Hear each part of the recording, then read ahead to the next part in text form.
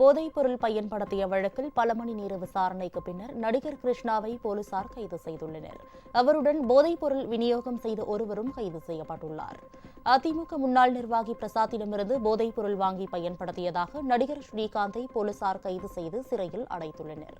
இந்த விவகாரத்தில் நடிகர் கிருஷ்ணாவுக்கும் தொடர்பு இருந்ததாக தெரியவந்ததால் விசாரணைக்கு ஆஜராகுமாறு போலீசார் சம்மன் அனுப்பியிருந்தனர்.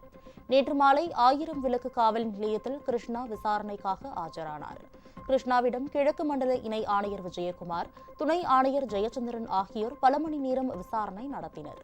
அப்போது தனக்கு இதய துடிப்பு அதிகமாக இருப்பதால் அதற்கான சிகிச்சை எடுத்து வருவதாகவும், இதனால் போதைப் பொருள் எதையும் பயன்படுத்தவில்லை என அவர் கூறியதாக தெரிகிறது. இருப்பினும் இன்று காலை பெசன்ட் நகர் கலாஷேத்ரா காலனியில் உள்ள கிருஷ்ணாவின் வீட்டில் போலீசார் சோதனை நடத்தினர். அவர் பயன்படுத்தும் மருந்து, மாத்திரைகளின் மாதிரிகளை போலீசார் சேகரித்து சென்றனர். மேலும் அவருடைய சமூக வலைதள கணக்குகளின் சாட்டிங் தகவல்களையும் சேகரித்த போலீசார் கிருஷ்ணாவின் நண்பர்கள் சிலரிடமும் விசாரணை நடத்தினர்.